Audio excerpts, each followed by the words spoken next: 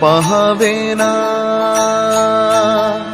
जगण्याचे देवा लाभो ऐसे बळ, दुर्गुणाचा बळ पहावेना. गुरुजींनी खूप सुंदर प्रमाण दिलं. सामान्य माणसाला इह लोकातून जावं लागेल यात काही नवल नाही. जगाच्या बापानं जरी अवतार घेतलेला असला तर त्याला सुद्धा इथं चिरकाल राहण्याचा अधिकार नाही. येथ नाही उरू आले अवतार, मग येर ते पामर जीव किती. सामान्य जीवाची सत्ता चालणार तरी किती दिवस. आता पुढचं वाक्य आहे का, पण तरी जरी मृत्यूला स्पर्श प्रत्येकाला करावा लागत असेल, मग तो तारुण्यात असो किंवा म्हातारपणामध्ये असो, पण जोपर्यंत का शरीरामध्ये प्राण आहे, जन्म मिळाल्याच्या नंतर आणि मृत्यूला स्पर्श करण्याच्या आधी शास्त्र असं सांगतं, कुछ नाम करके जाना दुनिया में आने वालों, कुछ नाम करके जाना. नाम करके जाना, अच्छा काम करके जाना, कुछ नाम करके जाना. असं काहीतरी एखादं कार्य या जगाच्या पाठीवर असावं ज्या कार्याला भविष्य काळामध्ये सुद्धा नाश नाही. आणि जगाच्या पाठीवर ते कार्य फक्त एकच आहे, विश्वंभरा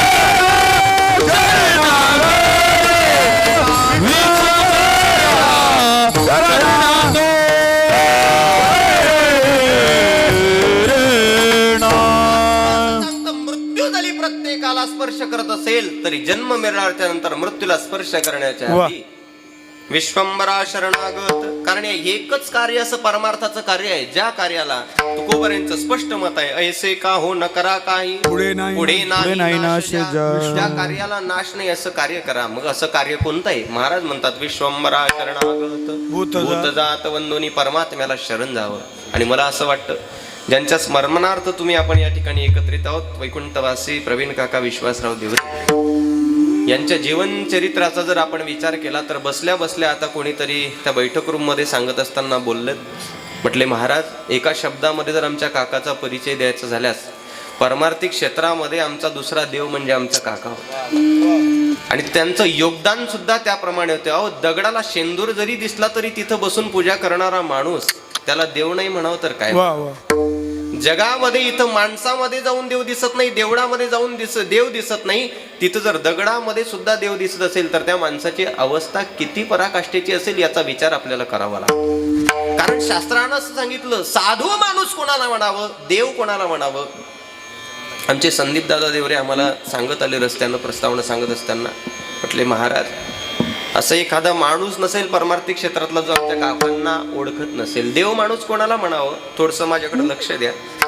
एक आजोबा बाजार करून घरी आलेत, बाजाराची फार मोठी पिशवी हातामध्ये आहेत. घराच्या हॉलमधून किचनकडे जात असताना त्या हॉलमध्ये आपला एक नातू खेळताना दिसला छोटा, आणि त्याचे 2 मित्र त्या ठिकाणी त्याच्या शेजारी बसून खेळत होते. त्या आजोबा हॉलमधून किचनकडे जात असताना त्या नातवाने बघितलं की आजोबा बाजार करून आणले आणि काहीतरी फार मोठी पिशवी भरून आणली, आपल्याकरता काहीतरी खाऊ आणला असेल. तो आजोबाच्या मागं किचन मध्ये धावत गेला नातू आणि आजोबांना विचारता, आजोबा आलेत बाजार करून? म्हटले हो. काय आणलं माझ्याकरता? म्हटले घरी पिकवलेली 1 डझन केळी आणली, चांगली उत्कृष्ट. म्हटले बर मला द्याल म्हटले 100%. आजोबांनी त्या केळीच्या फणीतली एक केळी काढली, नातवाच्या हातात दिली. नातू माघारी हॉलमध्ये जायला लागला, पण तेवढ्यामध्ये आजोबांच्या लक्षात आलं याची 2 मित्र खेळत आहेत. आजोबांनी त्याला माघारी बोलवलं, परत त्याच्यातले 2 केळी काढले, आपल्या नातवाच्या हातात टेकवले, सांगितले 2 अजून हे ने आणि तुझ्या 2 मित्राला दे. ठीक आहे म्हटले. तो नातू वापस गेला. हे कॅटेगरी नंबर 1 चे आजोबा. आता कॅटेगरी नंबर 2 चे आजोबा आहे का, बाजार करून आले, 30 पिशवी हातामध्ये, हॉलमधून किचनकडे जात होते. नातवानं बघितलं, नातू धावत गेला आणि बोलायला लागला, आजोबा आलात बाजार करून? म्हटले हो. काय आणलं? म्हटले घरी पिकवलेली 1 डझन केळी आणली, मला द्याल का? आजोबांनी अलगद त्यातली 1 केळी काढली, नातवाच्या हातात दिली, माघारी जायला लागला. पण या आजोबांनी काही त्याला माघारी परत बोलवलं नाही. शेवटी नातूच वापस गेला. म्हटले आजोबा माझी 2 मित्र पण आमच्या सोबत आलेले आहे. मग फार जड अंतःकरणानं आजोबांनी त्यातलं अजून 1 केळी काढली, त्यातले 2 भाग केले आणि ते 2 भाग आपल्या नातवाच्या हातात दिले. सांगितले हे अर्धे अर्धे तुझ्या मित्राला खाण्याकरता दे. Category number 2. तुम्ही बोलत जा थोडं. 2 बरोबर. आता कॅटेगरी नंबर 3 चे आजोबा बाजार करून घरी आले, हॉलमधून किचनकडे जात होते. हा नातू खेळत होता. नातू उठून आजोबांच्या मागे गेला आणि विचारायला लागला, आजोबा आलात बाजार करून? म्हटले हो. काय आणलं माझ्याकरता? म्हटले लाडू, शेव, चिवडा, बुंदी सगळं आणलं, फक्त तुझ्या मित्रांना घरी जाऊ दे, मग तुला सगळं एक एक करून देतो. हे कॅटेगरी नंबर 3. आता मी तुम्हाला प्रश्न करतो, याच्यामधलं जर साधू म्हणायचंच झालं तर कोणत्या? दया करणे जे पुत्रासी, दया करणे जे पुत्रासी, त्याची दासाणी दासी, त्याची दासाणी दासी, जासी आप किती दुःखी भगवंता जाऊनी, जे रंगले त्यासी म्हणे जो आपुले, तोची साधू देवते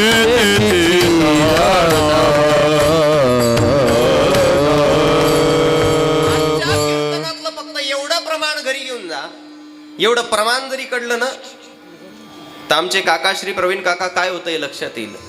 दया करणे जे पुत्रासी, वा तेची दासानी दासी, तुका म्हणे सांगू किती त्यासी भगवंताच्या जे का रंजले गांजले त्यासी म्हणे जो आपुले, तुझी साधू ओळखावा देवते तेचे जाणावा. 2 गोष्टी सांगितल्या. साधूचं लक्षण सांगितलं, दया करणे जे पुत्रासी. जो व्यक्ती आपल्या मुलावर नातवावर जेवढं प्रेम करतो तेवढंच एखादं दुसऱ्याचं लेकरू जरी आपल्या पटांगणामध्ये अंगणामध्ये खेळायला आलं ना त्याच्यावर सुद्धा तेवढंच नितांत प्रेम करतो. साधूचं लक्षण आहे. आणि आमच्या काकांनी तेवढं प्रेम प्रत्येकावर केलं. आणि महाराज म्हणतात जे का रंजले गांजले त्यासी म्हणे जो आपुले, तोची साधू ओळखावा. फक्त साधू नाही, देव तेथेची जाणावा. तिथं देव कळावा लागत असतो. एक काही लोकांना प्रश्न निर्माण होत असतील की आमच्या काकाश्रींचं अपघाती निधन झालं होतं बरं का. अपघाती निधन झाल्यानंतर सुद्धा आमच्या चंतूदादांनी फार मोठ्या प्रयत्नाची पराकाष्ठा झाली. पण शेवटी असं असतं, भगवंताच्या इच्छेच्या समोर आपल्याला काही करता येत नाही. फक्त प्रयत्न करणं माणसाच्या हातात आहे. पण कोणाचा जरी प्रश्न निर्माण झाला असेल, अलीकडच्या काळामध्ये जर समजा चालू कीर्तनामध्ये एखाद्या कीर्तनकारानं, ज्येष्ठ कीर्तनकारानं, माझ्यासारखं नाही, ज्येष्ठ कीर्तनकारानं नुसतं एखाद्या सामान्य अल्पवयीन टाळकऱ्याला नुसतं एवढं म्हणू द्या गुरुजी की भाऊ टाळ थोडसा हळू वाजव. हा, तो चालू कीर्तनात टाळ खाली ठेवतो म्हणतो ओ बुवा हा तुमचा सप्ताह, तुमचं कीर्तन, मी चाललो घरी. बरोबर का नाही? अलीकडच्या काळामध्ये सहनशीलता कोणाकडे राहिलीच नाही. मला हे सांगायचंय, नुसतं टाळ खाली ठेव म्हटल्यानंतर त्याला एवढा अपमान वाटतो. ज्यांचं आयुष्य परमार्थामध्ये गेलं आणि तरी सुद्धा त्यांचा अपघाती मृत्यू झाला, त्या कुटुंबाने ठरवायला पाहिजे होतं की याच्यानंतर देवाचं तोंड पाहायचं नाही. पण परमार्थाचं खरं वाक्य काय असते हे जर कोण सिद्ध केलं असेल तर देवरे परिवारांनी सिद्ध केलं. आणि त्यांच्या समोर मी एक उदाहरण ठेवून देतो. तुमच्या समोर ठेवून जातो. एक कायम वाक्य लक्षात ठेवा, ज्याच्या जीवनामध्ये परमार्थ आहे, मरण कसं होतं याला काही महत्व नाही. मरत असताना त्या माणसाच्या चित्ताची अवस्था काय आहे याला कायम महत्व असतं. मरत असताना एखादा व्यक्ती जर 5 स्टार हॉस्पिटलमध्ये व्हेंटिलेटर काढल्यानंतर जर जात असेल तर त्याला उत्तम मरण म्हणता येतं. याच्याकरता एकही पुरावा तुम्हाला ग्रंथामध्ये शोधून सापडणार नाही. उत्तम मरण कुठं असतं? कदाचित मग ते आपल्याला सामान्य दृष्टीनं पाहत असताना क्लिष्टतेचं, कठीणतेचं, विचित्र, वाईट वाटत असेल, परंतु त्यामध्ये जर भक्तीचा प्रवाह दरवडत असेल ना, तर त्याच्यासारखं उत्तम मरण जगाच्या पाठीवर कोणतंच नाही. एक उदाहरण तुमच्या समोर मांडतो. खरं सांगा, पितामह भीष्माचार्यांचं मरण उत्तम मरण म्हटलं जाईल का वाईट? सामान्य दृष्टीनं म्हटलं तर ते वाईट दिसतं, कारण शरीराच्या प्रत्येक कान्याकोपऱ्यामध्ये एक एक बाणाने छेद केलेला आहे. शरीरातला रक्ताचा एक एक थेंब जमिनीपर्यंत येऊन टेकतोय, पण तरी सुद्धा पितामह भीष्माचार्यांचं मरण उत्तम याच्या करताय. किती दुःख होतं याच्यापेक्षा जगाचा मालक समोर उभा आहे, आणि मालक समोर उभा असताना मी केलेल्या इच्छेची, मी केलेल्या प्रार्थनेची पूर्तता आज परमात्म्याने केली. काय इच्छा होती हो भीष्माचार्यांची? भीष्माचार्य म्हणायचे, प्रभू जगाच्या पाठीवर काही नाही भेटलं तर चालेल, फक्त एक काम करू.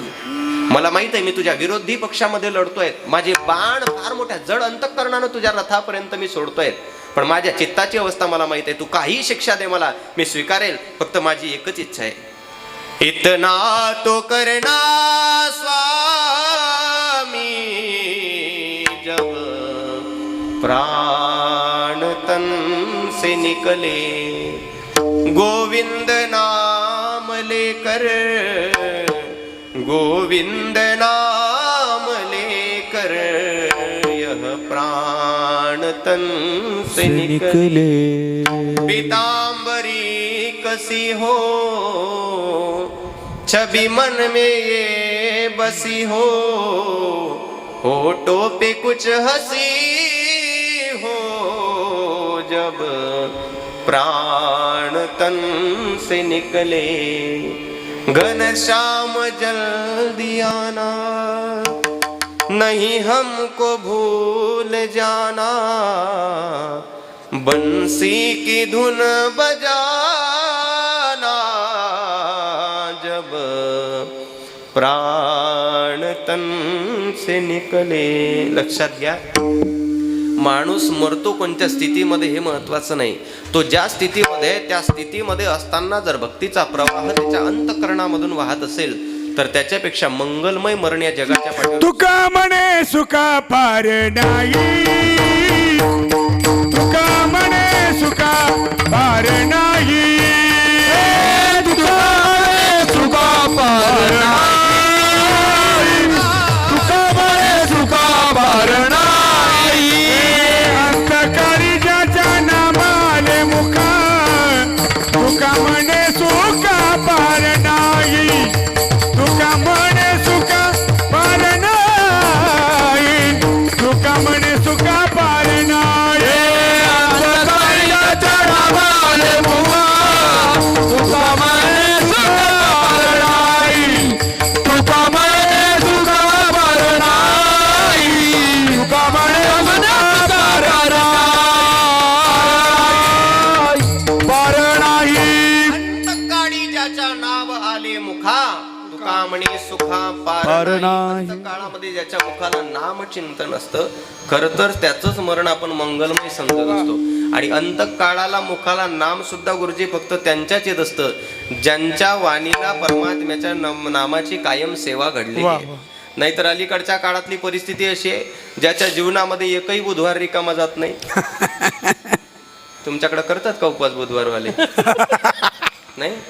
ज्याच्या जीवनातला एकही रविवार रिकामा जात नाही, मग तो माणूस खाली टाकायची वेळ आली ना, मग लोक त्याच्यावर समकालीन मित्र असणारे येऊन बसतात आणि म्हणतात, दादा म्हणा ना एकदा राम, म्हणा एकदा राम, हो दादा म्हणा ना एकदा राम.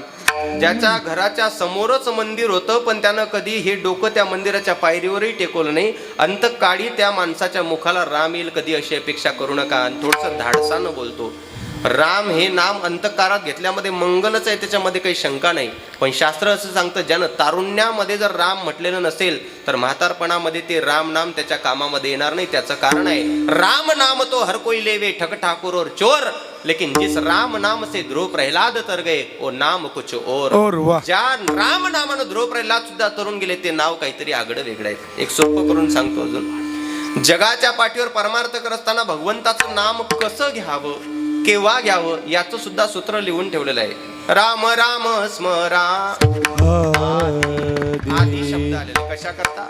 काही थोडा बहुत लाग पाठ करा भक्ती भाव धरा बडकट तन मन ध्यान घ्या लावोनी या नीट जरी करणे असेल गोड शेवट गा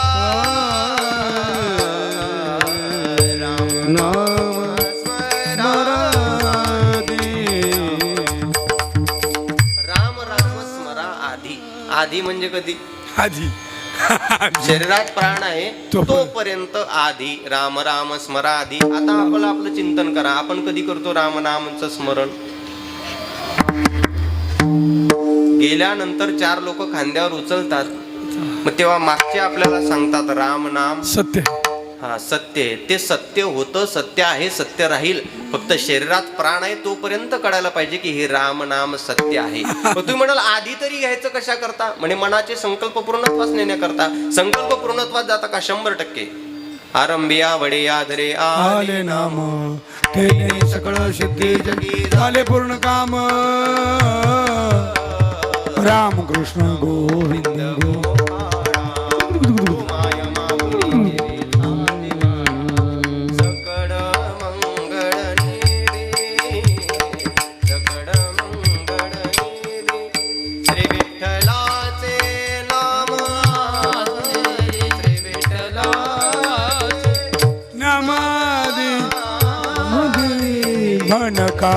बनकारे जळा नाम आधी. राम राम स्मरा आधी. ते प्राधान्यानं व्हायला पाहिजे. माझा एक साधा सोपा सरळ प्रश्न तुमच्या समोर मांडतो आणि पुढे चालतो. मला एक खरं सांगा, सकाळी सकाळी आपल्याला जाग यावी याच्याकरता आपण मोबाईल मध्ये सेट करतो, त्याला काय म्हणतात. अलाराम. बरोबर. एक नाही 10 अलाराम लावा, पण समजा रामच आला नाही तर गर्दी. बोला बोला. अलाराम वेगळा आणि राम वेगळा. 10 अलाराम लावा, पण जोपर्यंत राम येत नाही तोपर्यंत अलारामामध्ये एवढी शक्ती नाही की तो तुम्हाला उठवू शकेल. फक्त एकट्या रामाला हाक द्या. अलाराम नाही लावला तरी तुम्हाला कोणी कायमचं झोपवू शकत नाही. म्हणून राम राम स्मरा आधी. आणि काकाश्रींच्या जीवनाचं सामर्थ्य आहे की काकाश्रींनी आयुष्यभर फक्त रामनामाची सेवा केली, भगवंताची सेवा केली. येणारे कीर्तनकार असतील, कथाकार असतील, प्रवचनकार असतील, संप्रदायातील सेवक असतील, त्यांची सेवा केली. गावातल्या देवळापासून तर परिसरातल्या असणाऱ्या संपूर्ण परमार्थामध्ये त्यांनी आपलं नाव कायम ठेवलं. तुका म्हणे एका मरणेची सरे उत्तमची उरे कीर्ती मागे. ती कीर्ती अजरामर गेले दिगंबर ईश्वर विभूती राहिल्या त्या कीर्ती जगामा राहिल्या त्या कीर्ती. गेले दिगंबर ईश्वर विभूती राहिल्या त्या कीर्ती जगामा राहिल्या त्या कीर्ती.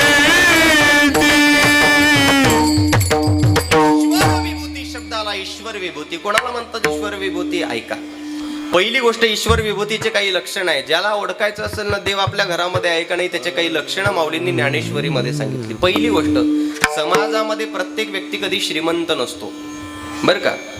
संदीप दादा, या जगामध्ये सगळी लोक श्रीमंत नसतात. जे श्रीमंत असतात ते स्वतंत्र नसतात.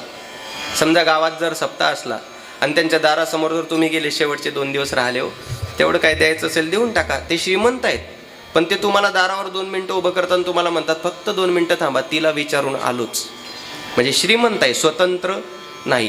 काही श्रीमंत आहेत, स्वतंत्र आहेत, पण उदार नाही. त्यांना कोणाला विचारायची गरज नाही, पण स्वतःच एवढे उदार नाही, त्याच्यामुळे देण्याचा संबंध नाही.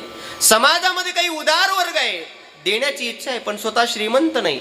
पण काही वर्ग समाजामध्ये असा आहे, माऊलींच्या रचनेनुसार जे श्रीमंतही आहे, स्वतंत्रही आहे, उदारही आहे. आणि शास्त्र असं सांगतं, जेथ जेथ संपत्ती आणि दया वसती आली एके ठाया, तीथ जाण धनंजया विभूती माझी. जिथं संपत्ती आणि दया हे एका ठिकाणी नांदताना दिसत असतं ना, तिथं भगवंताचं अस्तित्व असतं. आणि मला असं वाटतं देवरे परिवारामध्ये संपत्ती आणि दया याचा चांगला समन्वय जोडलेला आहे. त्याचं एक चांगलं उत्तम उदाहरण अजून अशा प्रकारचं आहे. आमच्या काकाश्रींनी आपल्या आयुष्यामध्ये परमार्थ केला, यात काही नवल नाही, पण त्यांच्याकरता आमच्या चंदूदादांनी जो प्रयत्न केलेला आहे त्याच्यामध्ये अजूनही चर्चेमध्ये एक विषय निघाला होता. जे देवादिदेव महादेवांचं भव्य मंदिराची त्या ठिकाणी स्थापना चालू आहे, बांधकाम चालू आहे, अगदी हेमाडपंथी मंदिराप्रमाणे पाषाणामध्ये चालू आहे. त्या मंदिराकरता आमच्या चंदूदादांनी जवळजवळ 2.25 कोटी रुपयापर्यंतची मदत त्या ठिकाणी केलेली आहे. ही रक्कम काही सामान्य समजू नका. 50 रुपये लोक आताच्या काळामध्ये उधार सुद्धा देत नाही. रेफनेंडेबल म्हणजे वापस होणारी रक्कम ती सुद्धा देत नाही. 2.25 कोटी. मग याला काय म्हणावं? याला हेच म्हणावं माऊलींची ओवी, जेथ जेथ संपत्ती आणि दया वसती आली एक ठाया, तेथ जाण धनंजया विभूती माझी. की ही जी विभूती असेल ना, हे विभूती कोणी सामान्य नाही, देवाची विभूती त्या स्वरूपानं त्या ठिकाणी नांदत असते. आणि भोलेनाथांची खरोखर कृपा या परिसरावर आहे. हा एक शोकांतिक आहे. अलीकडच्या काळामध्ये आमचे महादेव खूप ट्रेंडिंगमध्ये आहेत. म्हणजे हा चांगला विषय, शोकांतिका नाही, शोकांतिका पुढे आहे. अलीकडच्या काळामध्ये आमचे देवादिदेव महादेव ट्रेंडिंगमध्ये आहेत. देव भेटलाय, पण भेटलेला देव कळालाय का नाही याच्यामध्ये मात्र अजून दाट शंका आहे. कारण देव भेटणं वेगळं आणि भेटलेला देव कळणं वेगळं असतो. कारण देव कितीतरी लोकांना संप्रदायामध्ये भेटलेला आहे, पण प्रत्येक ज्याला ज्याला भेटलाय त्याला कळालेलंच आहे असं काही आपल्याला सांगता येत नाही. आणि जिथं भेटलाय, जिथं कळालेलं आहे, तिथं अशा प्रकारच्या दान स्वरूपाच्या दात्यांची नावं समोर येत असतात. नुसतं भेटणं महत्वाचं नाही, भेटलेला कळावा लागत असतो. लक्षात ठेवा, परमार्थाचं नामचिंतन करण्याकरता, परमात्म्याचा सत्संग घडण्याकरता श्रीमद भागवत कथा असं सांगते, भाग्योदयेन बहुजन्म समर्जितेन सत्संगमं च लभते पुरुषो यदा वै. कधी पण तो लाभ सगळा प्राप्त होत असतो. हाताने टाळी, मुखानं चिंतन, कानानं श्रवण आणि डोळ्याद्वारे परमात्म्याचं सगुण साकार स्वरूप पाहण्याची इच्छा फक्त त्या दिवशी निर्माण होत असते. पूर्वजन्मी ज्याची असेल पुण्याई, पूर्वजन्मी ज्याची असेल पुण्याई, तोची मुखी गाई हरीचे नाम, तोची मुखी गाई हरीचे नाम. भाग्यवंता हरी भजन पूजन, भाग्यवंत घरी भजन कीर्तन, भाग्यवंत घरी भजन पूजन, भाग्यवंत घरी भजन पूजन. त्याची वाट पाहे रघुनंदन, रघुनंदन, त्याची वाट पाहे रघुनंदन, रघुनंदन. भाग्यवंत घरी भजन पूजन, भाग्यवंत घरी भजन पूजन, भजन पूजन, भजन पूजन. भाग्यवंता घरी भजन पूजन. भाग्यवंताशिवाय हे परमार्थ लक्षण लोकांना असं वाटत असतं हे कोणी करू शकतात, पण कोणी करू शकत नाही. ज्ञानोबारांचं स्पष्ट मत आहे, पूर्वजन्मी सुकृते थोर केली ती आजी मज फळासे आली. अनंत जन्मीचे सुकृत पदरी मुखी हाय पैसा हो, त्याचे मुखी हाय. अनंत जन्मीचे सुकृत पदरी त्याचे मुखी हाय पैसा हो, त्याचे मुखी हाय. सामग्री त्याच्या पदरामध्ये असते फक्त आणि फक्त त्याच्या जीवनामध्ये भगवंताचं अस्तित्व असतं, त्याच्या मुखामध्ये परमात्म्याचं नामचिंतन असतं. आणि खरं सांगू का तुम्हाला, फार मोठा अष्टगंध बुक्का लावून या जगाच्या पाठीवर फिरणं म्हणजे परमार्थाचं लक्षण नाही. मी काकांकरता एकच वाक्य आता पुढचं बोलतो आणि आपल्या अभंगाला स्पर्श करतो. खऱ्या परमार्थाची व्याख्या तुकोबाराने सांगितली, दिले इंद्रिय हात पाय कान, डोळे मुख बोलाया वचन, जेणे तू जोडसी नारायण. देवानं जी इंद्रिय दिली ते इंद्रियाच्या विषयाला ते इंद्रिय प्राप्त करून देणं किंवा त्या विषय इंद्रियांना त्यांचे विषय प्राप्त करून देणं म्हणजे परमार्थ. म्हणजे महाराजांचं काय म्हणणं आहे, इंद्रिय हात पाय कान, मग इंद्रियांचे विषय सुद्धा सांगितले. डोळे तुम्ही घ्या रे सुख, पहा विठोबाचे मुख आमच्या काकांनी डोळ्याद्वारे विठोबाचं मुख जेवढ्या आनंदाने निहाडलेलं आहे त्याला परमार्थ म्हणतात. तुम्ही ऐका रे कान माझ्या विठोबाचे गुण. या कानाद्वारे विठोबाची कीर्तीची श्रवण केली परमार्थ घडत असतो. काकाच्या जीवनामध्ये त्यांच्या कानाचाही परमार्थ झालेला आहे. घेई घेई माझे वाचे गोड नाम विठोबाचे. वाणीचा विषय परमार्थ करणं, परमात्म्याचं नाम चिंतन करणं. कारण हे कोणाच्याही वाटेला येत नाही. इथं कीर्तनात बसल्या बसल्या मला तुम्हाला म्हणू दे हाताने टाळी वाजवा, तरी सगळी लोक टाळी वाजवणार. पहा किती इमानदार आहे, तरी नाहीच म्हणतात. आता म्हणू द्या, म्हणा विठ्ठल विठ्ठल, तरी म्हणणार विठ्ठल विठ्ठल, तरी नाहीच. नाही सांगत. त्याचं कारण आहे, नाही सांगत हो. कीर्तनी बैसता निद्रे निद्रे नागविले. कीर्तनी बैसता निद्रे नागविले. मन माझे गुंतले, मन माझे गुंतले. विषय सुख विषय सुख. अमृतावुने गोड अमृतावुने गोड नाम तुझे देवा, नाम तुझे देवा. कीर्तनी वयसता निद्रे नागविले. तो जाऊ दे विषय आपण बाजूला ठेवू. सगळे औद्योगिक सामाजिक क्षेत्रातले लोक आहे, त्याच्यामुळं थोडंसं परमार्थ तुम्ही दुरून जरी केला तरी सुद्धा तुमचा परमार्थ सक्सेस आहे. कारण इथं नुसतं कीर्तन करणाऱ्याला महत्व नाही, कीर्तनाच्या आयोजनासाठी स्टेज देणारा सुद्धा तेवढाच पुण्य अभिलाषी असतो. लक्षात ठेवा. ऐका, काकांच्या वाणीद्वारेही परमार्थ घडला, कानाद्वारेही परमार्थ घडला, डोळ्याद्वारेही परमार्थ घडला. आता राहिला हातापायाचा विषय. जवळ हे सकड सिद्ध आहे. हात चालावया पायी, तव तू आपुले स्वहित पाही. तीर्थयात्रे जाय चुकू नको. हाताने टाळी म्हणजे हाताचा परमार्थ. पायानं मंदिरापर्यंत चालत जाणं, तीर्थयात्रेला जाणं म्हणजे पायाचा परमार्थ. सगळ्यांच्या पाठांतरातल्या शब्दामध्ये सांगू का? है आखवो जो शाम का दर्शन किया करे. है शीस जो प्रभु चरण में वंदन किया करे.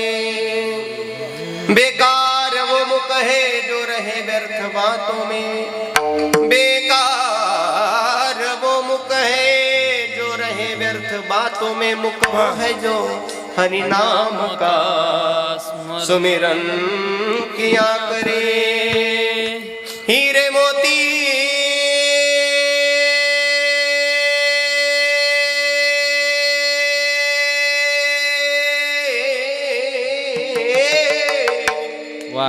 हीरे मोती से नहीं शोभा है हाथ की. है हाथ जो भगवान का पूजन किया करे. मर कर भी अमर नाम है उस जीव का जग में. प्रभु प्रेम में बलिदान जो जीवन किया करे. ऐसे लागे लगन मेरा हो गई मगन. बरं, ती मीरा काही 1-1.5 एकराची मालकीन होती का? महलों में पली बन के जोगन गली. मेरा रानी दीवानी कहाने लगी. ऐसे लागे लगन मेरा हो गई मगन. है आँख वो जो शाम का दर्शन किया करे. मला एवढी प्रस्तावना विस्तारानं सांगावं लागली, कारण ज्यांच्या स्मरणार्थ आपण उपस्थित आहोत ना, नाही तर प्रस्तावना सांगण्याकरता 2 मिनिट लागतात. पण ज्यांच्या स्मरणार्थ आपण या ठिकाणी उभे आहोत त्यांचं जीवनच परमार्थ असल्यामुळं प्रस्तावना 1 तास नाही. मला असं वाटतं कीर्तन जरी काकाश्रीच्या नुसत्या नावावर करायचं म्हटलं तरी देवाला त्याचा आनंद वाटेल. कारण देवाला स्वतःच्या कीर्तीच्या चर्चापेक्षा आपल्या भक्ताच्या कीर्तीची चर्चा जास्त प्रिय असते. विठ्ठल विठ्ठल विठ्ठल.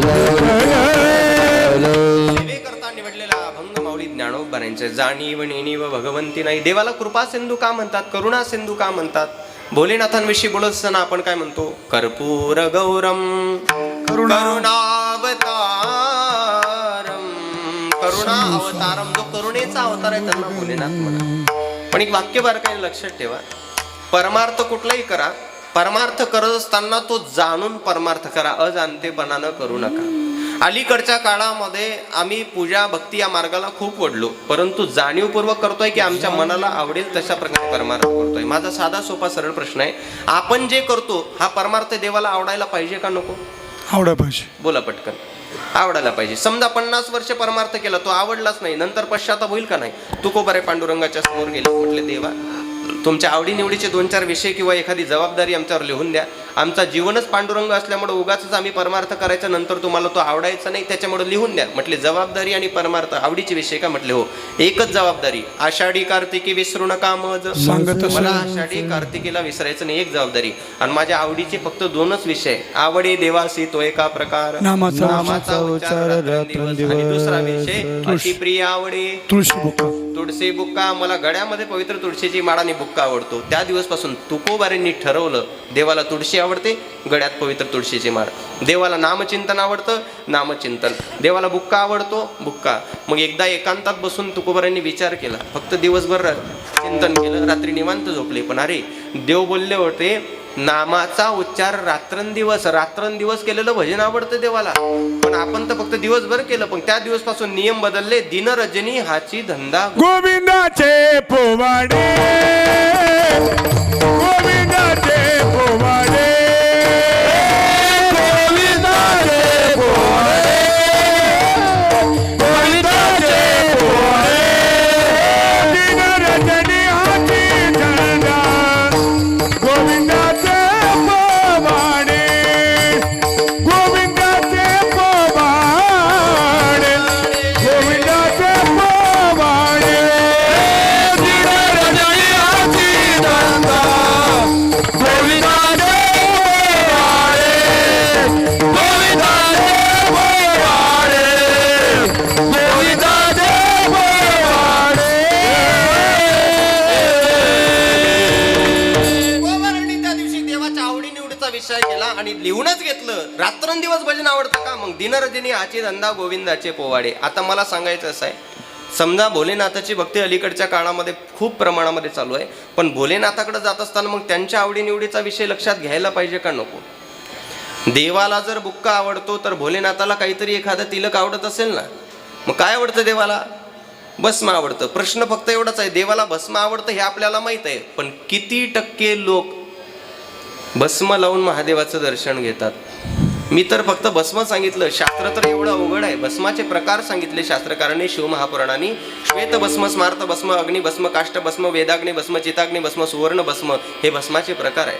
आणि कोणतं फळ प्राप्त करायचंय, त्याच्याकरता कोणती साधना करायची, त्याच्याकरता लावल्या जाणारं भस्म वेगळं आहे, शास्त्र सांगतं. जगाच्या पाठीवर 2 प्रकारचे शिवलिंग आहे, कायम लक्षात ठेवा. बऱ्याचशा मंदिरामध्ये असं एक स्टँड असतं, आहे का, हाताच्या आकाराचा, आणि त्याच्यावर वरती शिवलिंग प्रस्थापित केलेला असतो. त्या शिवलिंगाला म्हणतात हरिहर शिवलिंग. जिथं हरीनं हराला धारण केलंय ते हरिहर शिवलिंग. आणि 12 ज्योतिर्लिंगाच्या ठिकाणी जे आपण पाहत असतो ना, ग्राउंड लेवलला थोडासा खड्डा केलेला असतो, आतमध्ये शिवलिंग प्रस्थापित असतो, त्याला शिवशक्ती शिवलिंग म्हणत असतात. शक्तीनं शिवाला जिथं धारण केलंय तो शिवशक्ती शिवलिंग. आता पुढची गती आहे का, जिथं हरिहर शिवलिंग आहे, शास्त्र सांगतं तिथं कधीच मांडी मारून बसून जलार्पण करू नये, खाली वाकून जलार्पण करावं. आणि जिथं शिवशक्ती शिवलिंग आहे तिथं कधीही वाकून जलार्पण करू नये, मांडी मारून बसावं, नंतर जलार्पण करावं. मुद्दा फक्त एवढा सांगायचा आहे, कर्मकांडामध्ये खूप क्लिष्टता आहे. लोक एकदा श्री शिवाय नमस्तुभ्यम म्हणतात आणि मोकळे होतात, पण शिव महापुराणाची कथा सांगते, विद्येश्वर संहितेमध्ये आलेले चिंतन आहे. श्री शिवाय नमस्तुभ्यम मुखम व्याहरते सदा तन्मुखम पावनम तीर्थ सर्व पाप विनाशनम. नुसतं भजन केलं आणि कल्याण झालं असं नाही. मुखम व्याहरते सदा, सदा करता जर भजन घडत असेल तर, म्हणून सदा या शब्दाला खूप महत्व आहे. ज्ञानोबराय सुद्धा या अभंगामध्ये सदा शब्दाला महत्व देतात. ज्याच्या जीवनामध्ये सदा करता भजन घडत असेल, मग त्याला देवाविषयी जाणीव असो अथवा नसो, तो मोक्षाचा अधिकारी ठरतो. अभंगात जाणीव भगवंती नाही, जाणीव भगवंती नाही, जाणीव भगवंती नाही, जाणीव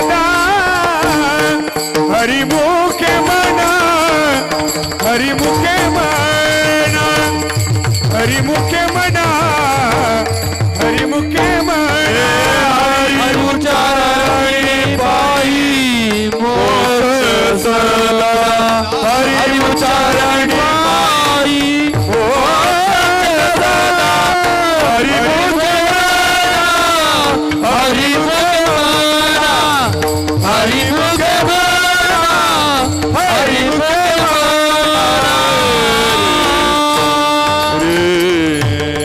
माऊलींचं स्पष्ट मत आहे, जर सदा करता भजन घडत असेल हरि उच्चारणी पायी मोक्ष सदा, मग त्याच्या जीवनामध्ये त्याला देवाविषयी जाणीव असो अथवा नसो काही फरक पडत नाही. काही लक्षणं काही उदाहरणं परमार्थातले तुमच्या समोर मांडतो. खरं सांगा, आता 22 जानेवारीला तुम्हा आपल्या सर्वांचे आणि जगाचे मालक प्रभू श्रीरामचंद्र सिंहासनावर विराजमान झाले बरं का. त्या सिंहासनावर विराजमान होत असताना त्या 22 जानेवारीच्या जवळजवळ 2 महिन्या आधीपासून प्रत्येकाच्या मोबाईलला फक्त एकच रिंगटोन होती. राम आएंगे तो अंगना सजाऊंगी, मीठे मीठे बेर हाथों से खिलाऊंगी, मेरी झोपड़ी के बाग आज खुल जाएंगे, राम आएंगे. सर्वांनी टाळी वाजवायची. टाळी तशी नाही तशी टाळी शाळेत वाजत असते. 1 2 3 तसे नाही वाजत. 1 हो राम आएंगे आएंगे राम आएंगे. टाळी वाजवा. राम आएंगे राम आएंगे, मेरे जन्मों के भाग आज खुल जाएंगे, राम आएंगे. मेरे जन्मों के भाग आज खुल जाएंगे, राम आएंगे.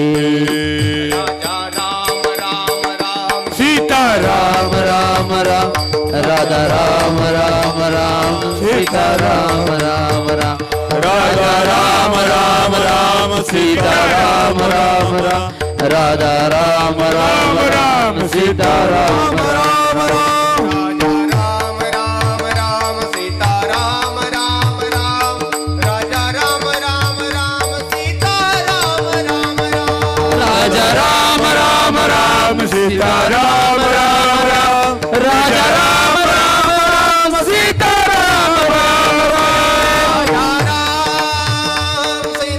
राम, राजा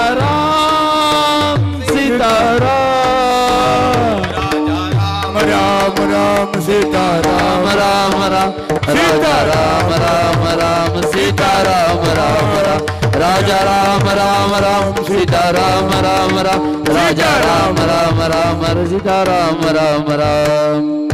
राम आएंगे तो अंगना सजाऊंगी, हे ज्याच्या निमित्तानं निर्माण झालेलं भजन आहे का, तिचं नाव आहे शबरी. आणि प्रश्न फक्त एवढाच आहे, जाणीव नेणीव भगवंती नाही, त्या शबरीला देवाविषयी काही जाणीव होती का? त्याचं उत्तर आहे नाही. कारण शबरी ज्या वेळेला ज्या कालखंडामध्ये मतंग ऋषींच्या आश्रमामध्ये आली त्यावेळेस बाल्य अवस्था होती नाही का. काही माहित नव्हतं देव काळा आहे गोरा आहे, कसा दिसतो, काय करतो काय करत नाही, परंतु एक निष्ठता होती.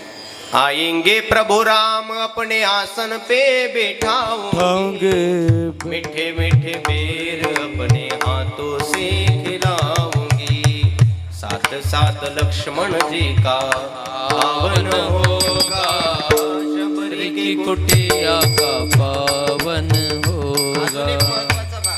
त्या शबरीला कोणीतरी प्रश्न केला, आज जर तुम्हाला विचारलं का हो तुमचा परमार्थ चाललाय तरी कशा करता? मला असं वाटतं 10 रुपयाचं नारळ, 2 रुपयाचा कापूर, 3 रुपयाच्या अगरबत्त्या = 20 रुपये, आणि त्याच्या मोबदल्यामध्ये 20 रुपयाचं सगळं सामान माणूस मंदिरामध्ये नेतो, 20 रुपयाच्या मोबदल्यामध्ये 20-20 लाख रुपयाची मागणी देवाच्या पुढे करतो नाही का. म्हणजे शुद्ध व्यवहार आपण देवासोबत करतो. जगाच्या पाठीवर परमार्थ हा अहेतुक्यम प्रतिहता असावा, त्याचा हेतू ठरलेला असावा. हा त्याला काय द्यायचं तो तुमच्या अपेक्षेपेक्षा पलीकडचं बाहेरचं तुम्हाला, परंतु ठरवून जर हेतू करून तुम्ही गेलात असाल तर मोजका प्राप्त होईल. सुदाम देवाच्या अत्यंत जवळचे मित्र आहेत भगवान कृष्ण.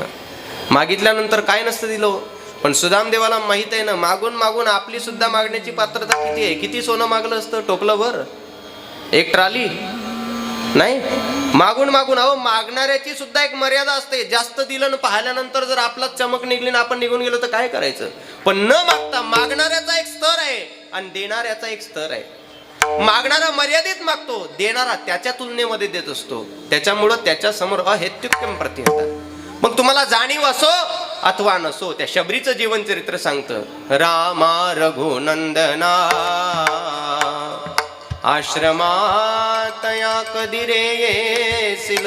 म्हटले कशा करता, तुला सुद्धा काही मागायचंय का, ग्रामपंचायत मध्ये काही घरकुल वगैरे मान्य करायचं का. म्हटले तसं काही घेणं देणं नाही, नाहीतर माझ्या घरी राजवाडा आहे. म्हटले मला ते मग बोलायचं कशा करता. एकच विनंती आहे, पतित पावन श्री रघुनाथा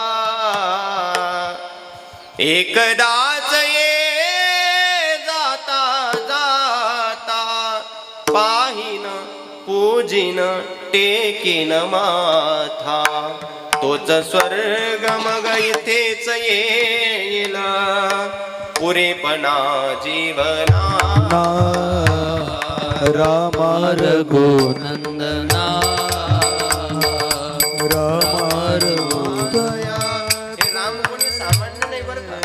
ज्या देवादिदेव महादेवांची पूजा आपण रात्रंदिवस करतो ना, ते बाबा सुद्धा कैलास. श्रीराम जय राम जय जय राम, श्रीराम जय राम जय जय राम, श्रीराम जय राम जय जय राम, श्रीराम जय राम जय राम, श्रीराम जय राम जय जय राम, श्रीराम जय राम जय जय राम, श्रीराम जय राम जय जय राम, श्रीराम जय राम जय जय राम.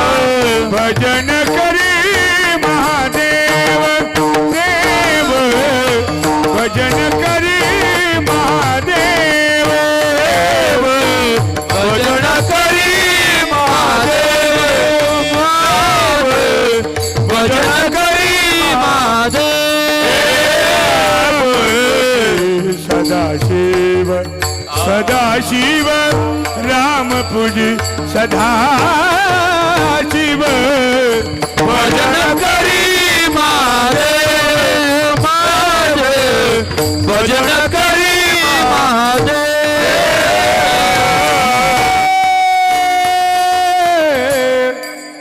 परमात्म्याच्या फक्त नावावर श्रद्धा ठेवा.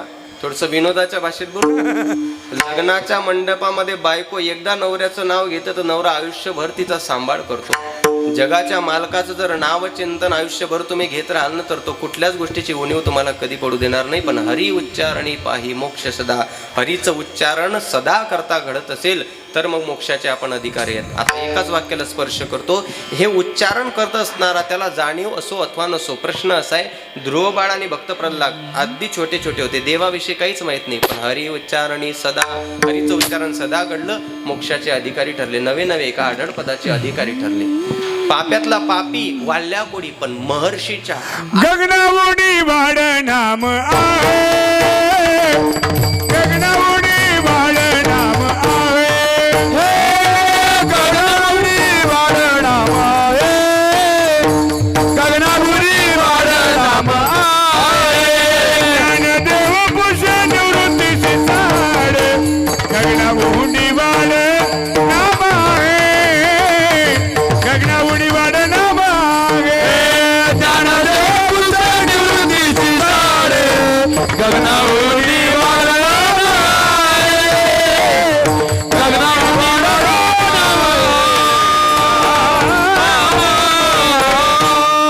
गगनावनी वाड नाम आहे. आणि या नावाचा आधार वाल्या कोणीने घेतला. महर्षी वाल्मिकी झाले, आद्य कवी झाले. जगाच्या बापाला बोलावं लागलं, बोलीला वाल्मिक तैशीची करीन. परमार्थ या शब्दाचा अर्थच होतो मुळात प्रसन्नता. थोडस काकांच्या फोटोकडे बघा, त्यांच्या चेहऱ्यांकडे बघा. वा वा, त्यांच्या चेहऱ्यावरची प्रसन्नता सांगते की परमार्थाचं फळ काय असतं. भगवान गोपाळकृष्णाचं जीवनचरित्र जर बारकाईनं निरीक्षण केलं ना, तर कृष्णाचा जन्म कुठं झाला? एसियाड हॉस्पिटल होतं का? कारागृहामध्ये अवताराला आला जगाचा मालक असताना. 5 दिवसाचा होत नाही, पुतना मावशी मारायला आली. आगासूर बकासूर षटकासूर कितीतरी असुर मारायला आले. हे मारत यात काही नवल नाही, स्वतःचा मामा मारण्याकरता प्रयत्नवादी आहे बरं का. स्वतःच्या मामापासून सुटका होत नाही, तर द्वारकेमध्ये राज्यकारभार करण्याकरता गेलो, तिथं सुद्धा तो व्यवस्थित चालू दिला नाही. सुवर्णमय असणारी द्वारका नगरात समुद्रामध्ये विलीन करून टाकावं लागली. आणि निजधामाला जात असताना फक्त एका व्याधाच्या बाणाचं निमित्त केलं, अंगष्ट्याला तो बाण लागला आणि जगाचा मालक निजधामाला गेला. मला सांगायचा मुद्दा आहे का, ज्याचा जन्मच कारागृहापासून झाला, म्हणजे अवतार कारागृहात झाला, एकदाही सुखाचा प्रसंग नाही. बालपणामध्ये आपले घरातली लोक, आपले नातेवाईक आपला हट्ट पुरवतात. ज्याच्या जीवनामध्ये हट्टाचा संबंध झाला नाही, त्याला स्वतःचे हट्ट चोऱ्या करून पुरवावे लागले. ज्याच्या जीवनामध्ये निजधामाला जाईपर्यंत अवतारापासून एकदाही सुखाचा प्रसंग आला नाही, पण त्या कृष्णाच्या चेहऱ्यावरची प्रसन्नता एका क्षणाकरता सुद्धा कधी ढासळलेली नाही. परमार्थ शिकवतो प्रसन्नता, ज्याला भगवंत करतो, ज्याला परमार्थ करतो, त्याच्या चेहऱ्यावरची प्रसन्नता कधी ढासळत नाही. आणि काकाच्या चेहऱ्यावरची प्रसन्नता पहा, ती प्रसन्नता आपल्याला त्यांच्या जीवनामध्ये त्यांनी केलेल्या परमार्थिक साधनेचं दर्शन घडवून देत असते. ही दर्शन घडवण्याकरता परमार्थ खूप महत्वाचा आहे. नाही तर अलीकडच्या काळामध्ये शोकांतिक आहे हो, अब्जोपती लोक आहेत, पण त्यांचं लग्न ठरू द्या आणि लग्न ठरल्यानंतर त्यांना स्टेजवर येऊ द्या, एवढे उदासीन असतात चंदू दादा, त्यांना हसाय करता फोटोग्राफरला म्हणावं लागतं स्माइल प्लीज. हसतात ते, पण ते फक्त फोटो क्लिक करीपर्यंत, म्हणजे 2-3 सेकंदापर्यंत. परत जैसे ते परत जसं तसं थोडस प्रसन्न राहण्याकरता शिका. जगाचे मालक आहे देवादिदेव महादेव. वंदे देव उमापतीं सुरगुरुं वंदे जगत कारणम. अमंगल वेशधारी आहे. ओम मृत्युंजयाय रुद्राय नीलकंठाय शंभवे अमृतेशाय शर्वाय महादेवाय ते नमः. नमस्ते भगवान अस्तु विश्वेश्वराय महादेवाय त्र्यंबकाय त्रिपुरांतकाय त्रिकालाग्निकालाय नीलकंठाय सदाशिवाय सर्वेश्वराय श्रीमन महादेवाय ते नमः. जगाच्या कल्याणाकरता हलाहल विषकंठामध्ये साठवून ठेवावं लागलं, पण तरी सुद्धा अशा अवस्थेमध्ये सुद्धा कायम प्रसन्न मुद्रेमध्ये फक्त आणि फक्त परमात्म्याचं नामचिंतनामध्ये, म्हणजे प्रभू श्रीरामचंद्रांच्या चिंतनामध्ये व्यस्त आहे. परमार्थ शिकवतो प्रसन्नता, प्रसन्नते करता परमार्थ, परमार्थात एकनिष्ठ राहण्याकरता भगवंताचं नामचिंतन, आणि ते जर सदा करता घडत असेल तर मग मोक्ष. मग तुम्हाला देवाविषयी जाणीव असो अथवा नसो, जाणीवने निव भगवंती नाही, हरि उच्चारणी पाही मोक्ष सदा. नारायण हरि उच्चार नामाचा तेथे कडिकाळाचा रेग नाही. जिथं ते नामचिंतन घडत असेल तिथं कडिकाळाला प्रवेश नाही. मग कोणी म्हणत असेल महाराज आम्ही वेदांताचे उपासक आहोत, महाराज म्हणतात ते त्यालाही कळलं नाही वेदांताला, सामान्य जीवाला कळणार तरी कसं अभंगाचं तिसरं. तेथील प्रमाण नेनवे वेदासी, तेथील प्रमाण नेनवे वेदासी, तेथील प्रमाण नेनवे वेदासी, तेथील प्रमाण नेनवे वेदासी, तेथील प्रमाण नेनवे वेदासी, तेथील प्रमाण नेनवे वेदासी, तेथील प्रमाण नेनवे वेदासी, तेथील प्रमाण नेनवे वेदासी. जीवता तुझी केवी कळे, ते जीवता तुझी केवी कळे, हरिमुखे म्हणा, हरिमुखे म्हणा, हरिमुखे म्हणा, हरिमुखे म्हणा. जीव जंतुषी केवी कळे, जीव जंतुषी केवी कळे, हरिमुखे म्हणा, हरिमुखे म्हणा, हरिमुखे म्हणा. तेथील प्रमाण नेनवे वेदासी. वेद सुद्धा त्याला शोधण्याकरता गेला, त्याला मतीचा अर्थ काढण्याकरता गेला, पण नेनवे वेदासी. ते जीव जंतूची, सामान्य जीवाला काय करणार आहे? आपल्यासारख्याला चांगलं वाईट, खरं खोटं, योग्य अयोग्य, पवित्र अपवित्र हे तर कळत नाही. मी तुम्हाला सगळ्यांना एक प्रश्न विचारतो, इमानदारीने सगळे उत्तर द्या आणि माझ्याकडे लक्ष द्या फक्त एका मिनिटाकरता. तुमच्या सगळ्यांच्या घरात देवघर आहे का? देवघर बाबा सांगा ना, आहे का? मी जाऊ का घरी वापस? आहे मग सांगा ना. फक्त काकांकरता आलोय, कारण इथं येण्याच्या आधी आमच्या समाधान बाबांनी जवळजवळ 2 तास मला प्रस्तावना सांगितली, बाबा यायचंच बरं का. कारण इथं येत असताना तुमच्या माहिती करता सांगतो, 300 किलोमीटरहून इथून माझी कथा चालू आहे, रामकथा. इथून ते उरकून तिकडे जायचंय. त्यांना 1 तास लेट सांगितलं आणि यांना म्हटलं 15-20 मिनिटं तुम्ही आधी उरकून घ्या. ते म्हटले तुम्ही म्हणसाल तसं, पण तुमचंच कीर्तन करायचंय. देवघर सगळ्यांच्या घरात आहे. देवाची आंघोळ करतात कधी नव्हतं. बरं जाऊ द्या, ज्याच्यामध्ये कशामध्ये करतात, संध्यापात्र म्हणा, गंगाड म्हणा, कशाचं, तांब्याच. हा, माझा प्रश्न असा आहे, देवाचं अभ्यंग स्नान करण्याकरता तांब्याचं संध्यापात्र चांगलं का चांदीचं? तांब्याच. तांब्याचं, चांदीचं नाही. परिस्थिती. बरं सोन्याचं? सोन्याचं. महाराज 2 महिने झाले भांडणं चालू आहे, आमच्या घरच्या भावानं अजून कानातलं नाही करून दिलं, आणि सोन्याचं एवढं मोठं संध्यापात्र कुठून आणून देतील? समजा आजचं कीर्तन झालं आणि भगवान पांडुरंग प्रसन्न झालेच, रात्री तुम्ही घरी गेले, निवांत झोपलेत. रात्री निवांत झोपल्यानंतर सकाळी उठले, सकाळच्या वेळेला उठल्यानंतर पहिला पलंगावून पहिला पाय खाली टाकल्या तुमच्या पायाला एवढा मोठा हंडा लागला. एवढा लागला. कशाचा? हे लय जोरात बोलता आलं, सोन्याचा. एवढा सोपा आहे का तो सोन्या? पण समजा भेटला. आता तुमच्या घरामध्ये तांब्याचं, चांदीचं, सोन्याचं सगळे संध्यापात्र आहे. आता सांगा, देवाचं अभ्यंग स्नान करण्याकरता कोणतं पात्र? तांब्याचंच. अरे वा, चांगले एकनिष्ठ लोक आहे तुम्ही. आता माझं उत्तर आहे का? हा प्रश्न आमच्या गुरुवर्यांनी आम्हाला विचारावं. लेकरांनो, कोणतं पात्र चांगलं? आम्ही सुद्धा तुमच्याप्रमाणे बोलावंच जे डोळ्यानं पाहिलंय. गुरुजी किती वेळेच विचारा, तांब्याचंच पात्र चांगलं. गुरुजींनी गालावून हात फिरवत आम्हाला सांगायचं, लेकरांनो कधीच विसरू नका, 2 कीर्तन विसरा, 2 कथा विसरा, पण हे कधीच विसरू नका की देवाचा अभ्यंग स्नान करण्याकरता कोणत्याच पात्राची गरज नसते, पात्रतेची गरज असते. जर पात्रच महत्वाचं असेल परमार्थामध्ये, तर माझा प्रश्न आहे, शबरीच्या घरी कोणतं पात्र होतं? खापराचं सुद्धा नव्हतं. विदुर काकाच्या घरी कोणतं संध्या पात्र होतं? खापराचं सुद्धा नव्हतं. पण पात्रता, दुर्योधनाच्या घरी देव जायचं तर सोन्याच्या ताटात, सोन्याचे चमचे, सोन्याच्या वाट्यान, त्यांच्यात पंचपक्वान्न, पण जगाचा मालक स्पर्शही करायचा नाही. त्या उलट विदुरा घरच्या बक्षुनी कन्या परमानंदे झाला, परमानंदे झाला. ममोन मुरलीवाला नंदाचा. लक्षात ठेवा, आपण त्या देशातले रहिवासी आहोत ज्या देशाच्या मालकानं म्हणजे प्रभू श्रीरामचंद्रांनी आपल्या देशाविषयी गुण गौरव करावे.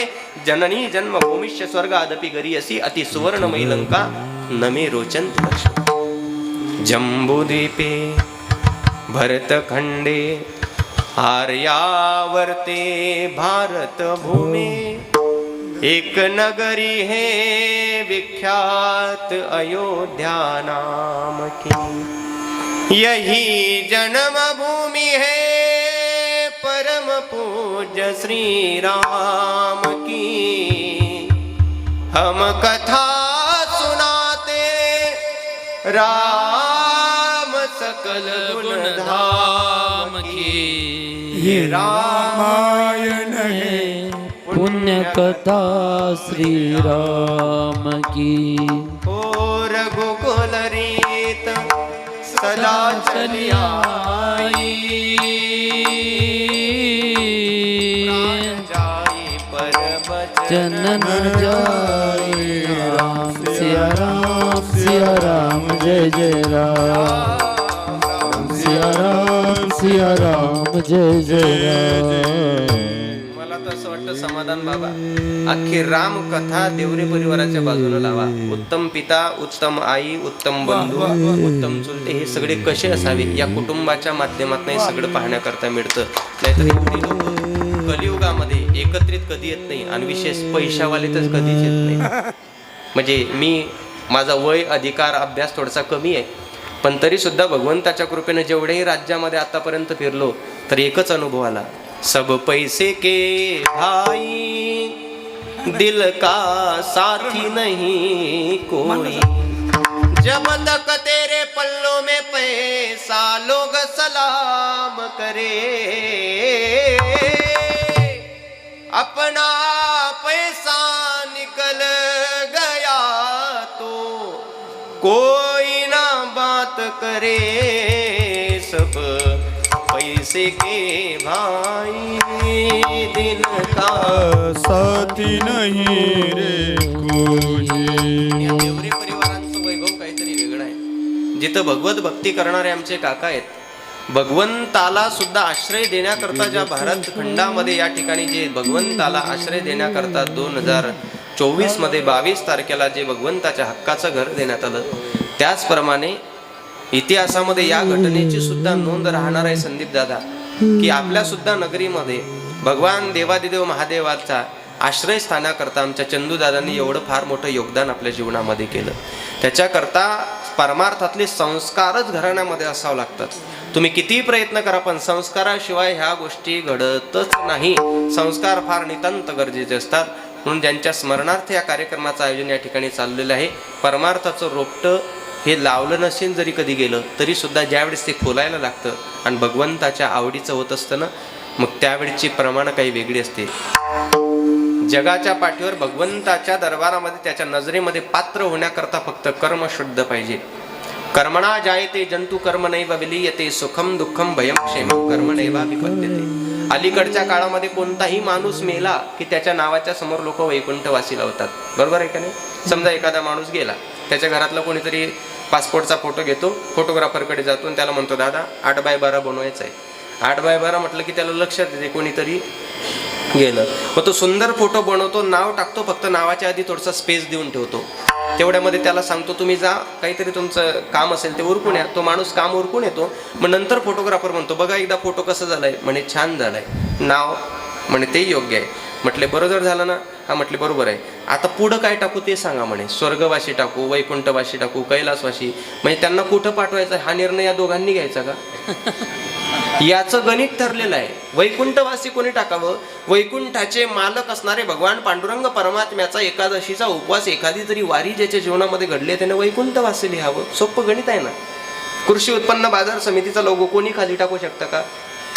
जो त्याच्यामध्ये कार्यरत आहे तोच टाकू शकतो. त्याप्रमाणे जो वैकुंठाच्या नायकाचा सेवक आहे त्यांनी वैकुंठवासी लिहावं. कैलासवासी कोणी लिहावं? कैलासाचे मालक असणारे देवादिदेव शिवांचा उपवासाचं व्रत ज्याच्या जीवनामध्ये आहे त्यानं कैलासवासी लिहावं. स्वर्गवासी कोणी लिहावं? देवावर ज्याचा दूरदूरपर्यंत विश्वासाचा संबंध नाही तरी घर बांधलं की सत्यनारायणाची पूजा करतोच, त्यानं स्वर्गवासी लिहावं. आणि दारावर आलेल्या सप्ताहाच्या कमिटीला जो वापस पाठवतो एवढं सामर्थ्य, एवढं धाडस ज्याच्यामध्ये आहे ना, त्यानं स्वाभिमानानं नरकवासी लिहावं. म्हणजे तेवढं सुद्धा माणसानं बाटू नये असं माझं वैयक्तिक मत आहे. ज्यानं याचकाला घरातून दारातून वापस पाठवलं त्यानं कशा करता वैकुंठाची स्वर्गाची अपेक्षा करावी, मग त्यांनी शुद्ध शब्दामध्ये नरकवासी लिहावं. एक लक्षात ठेवा, भगवंताच्या जीवनातला आपल्या जीवनाशी होणारा कोणतीच क्रिया ही सहज घडत नाही. त्याचा एक विशिष्ट कार्यभाग आपल्यासोबत धरलेला असतो. देवरे परिवाराच्या निमित्तानं हे जर कार्य करून घ्यायचं असेल तर मला असं वाटतं आज काकाश्री आपल्यामध्ये नाहीत, हे आपल्याला दुःख वाटतं, पण भगवंताला काकाश्रींच्या हातून काहीतरी याच्यापेक्षा महत् आणि परमार्थातलं मोठं कार्य करून घ्यायचं असेल म्हणून परमात्म्याने त्यांना त्यांच्याकडं बोलवले असावं आणि यांच्या निमित्तानं ते मोठं कार्य आता त्यांच्याकडून करून घेत असावं. परंतु तरी सुद्धा त्या निमित्तानं त्यांच्या स्मरणार्थ या कार्यक्रमाचं आयोजन केलं. याहून आपल्या घराण्यावर संपूर्ण परिवारावर असणारे परमार्थिक संस्काराची जाणीव आणि दर्शन आपल्याला होतं. विठोबा रखुमा जय जय विठोबा रखुमा, जय विठोबा रखुमा, जय जय विठोबा रखुमा, विठोबा रखुमा, विठोबा रखुमा, रखुमा रखुमा, विठोबा रखुमा, जय विठोबा रखुमा, जय विठोबा रखुमा, विठोबा रखुमा, रखुमा.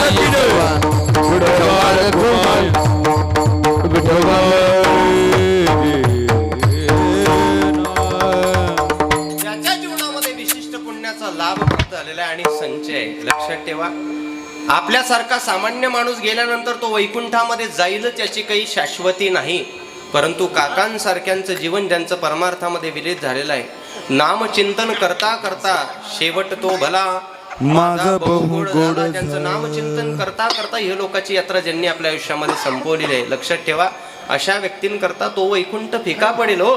त्यांच्या करता भगवंताचं नाम चिंतन करता करता जे जे दृष्टी दिसे ते ते हरिरूप, जिथे हरी तिथे वैकुंठ, आणि जिथं नारायण नामाचा पाठ तिथं सुद्धा कायम आणि चराचरामध्ये वैकुंठ अभंगाचं शेवट. ज्ञानदेवा पळे नारायण पाठ, ज्ञानदेवा पळे नारायण पाठ, ज्ञानदेवा फळ नारायण पाठ, ज्ञानदेवा फळ नारायण पाठ, सर्वत्र वैकुंठ केले आशी, सर्वत्र वैकुंठ केले आसे, हरिमुखे म्हणा हरिमुखे म्हणा, हरिमुखे म्हणा, हरिमुखे म्हणा. ज्ञानदेव फळ कशाचं फळ? नारायण पाठ, नारायण नावाच्या पाठाचा फळ. सर्वत्र वैकुंठ केले असे, सर्वत्र वैकुंठ त्यांच्या करता असतो. साधका करता भक्तांकरता भगवंत हा कृपा सिंधूच आहे. म्हणून या ठिकाणी आदरणीय काकाश्रींच्या पुण्यस्मरणार्थ या कीर्तनाचं आयोजन करण्यात आलं. त्या निमित्तानं भव्य अशा प्रकारचं हे कीर्तनाचं आयोजन, कीर्तनाची सेवा, अन्नदान, त्याचबरोबर येणाऱ्या प्रत्येक या ठिकाणी साधकांना, उपस्थित पाहुण्यांना कैवल्य साम्राज्य चक्रवर्ती माऊलींनी ज्ञानोबा यांचा हरिपाठ या ठिकाणी आपल्याला म्हणजे ग्रंथदानही घडणार आहे, अन्नदानही घडणार आहे आणि नामदानसुद्धा या ठिकाणी या देवरी परिवारांच्या माध्यमातून घडणार आहे. या तीनही विद्यमान संयोगानं ज्ञानदान, अन्नदान आणि ग्रंथदान ज्यांच्या जीवनामध्ये घडत असतं, मला असं वाटतं महत्पुण्याचे अधिकारी ती लोक ठरत असतात. या ठिकाणी या देवरी परिवारांच्या माध्यमातून आमचे संदीपदादा देवरे असतील यांच्या माध्यमातून परमार्थातील फार दिग्गज मंडळी या ठिकाणी उपस्थित आहेत. त्यामध्ये ताल पटेलावरील आदरणीय श्रद्धेय पूजनीय शुभम महाराज या ठिकाणी, भूषण महाराज जाधव या ठिकाणी उपस्थित आहेत. गायन क्षेत्रामध्ये असणारे दोनही रत्न आदरणीय श्रद्धेय पूजनीय भास्करजी बाबा या ठिकाणी उपस्थित आहेत. आमचे सर्वांचे गुरुजी म्हणजे मते गुरुजी, म्हणजे त्यांनी आपलं मत मांडलं की दुसऱ्याला मत मांडायचं काही कामच नाही. आदरणीय श्रद्धेय गुरुजी या ठिकाणी उपस्थित आहेत. आणि परत परत आम्हा सर्वांना एका व्यासपीठावर आणणारं एक नाशिक जिल्ह्यातलं आमचं रत्न आदरणीय आमचे समाधानजी महाराज चुंबडे हे सुद्धा या ठिकाणी उपस्थित आहेत. आपल्या गावातील परिसरातील समस्त टाळकरी मंडळी, गोविंद बाबा या ठिकाणी उपस्थित. गोविंद बाबाच गोविंद बाबा इकडे उलट झालं का? पुढच्या कीर्तनात बरोबर पण तुम्ही कार्यक्रम द्या. आदरणीय गोविंद बाबा, आदरणीय विनेकरी बाबा, गावातील परिसरातील समस्त ज्येष्ठ टाळकरी मंडळी, काकांवर ज्यांची नितांत श्रद्धा आणि प्रेम आहे असे आलेले समस्त या ठिकाणी पाहुणे मंडळी, सगळ्यांच्या चरणी प्रेमपूर्ण भावना समर्पित करतो. उत्कृष्ट अशा प्रकारची साऊंड सिस्टीम आमच्या समाधान दादांनी इथपर्यंत आणली. कारण खरं तर लोकांना हे असं वाटतं हा ना, सागर दादांची साऊंड सिस्टीम, आणि विशेष म्हणजे हॉलमध्ये साऊंड लावणं सगळ्यात अवघड आहे. म्हणजे हे परीक्षेचं काम आहे, पण ते कधी उत्तीर्णच झालेलं आहे चांगल्या मार्काने, त्याच्यामुळे परीक्षा घेण्याचं कामच येत नाही. आमच्या सागरदादांची साऊंड सिस्टीम, आमच्या यश भैयांचं नमस्ते वारकरी हे यूट्यूब चॅनल या ठिकाणी हजर आहे. म्हणजे उद्या परवा चालून जरी कीर्तन ऐकायचं असलं तर नमस्ते वारकरी या चॅनलला तुम्ही व्हिजिट करा, काय म्हणतात, लाईक करा, सबस्क्राईब करा, कमेंट करा आणि त्या बाजूच्या घंटीवर क्लिक करायला विसरू नका, आहे का नाही. नमस्ते वारकरी आपल्या संप्रदायाच्या नियमानुसार चालणारं चॅनल आहे. वारकरी नाव सुद्धा त्याचं आहे. पण सगळ्यांच्या चरणी एकदा प्रेमपूर्ण भावना समर्पित करतो. इथून तुमची लगेच रजा घेतो. परत 3.5 तासाचा प्रवास आहे. सगळ्यांच्या चरणी प्रेमपूर्ण भावना समर्पित करून सेवेला पूर्णविराम. ज्ञानेश्वर माऊली, ज्ञानराज माऊली, ज्ञानेश्वर माऊली.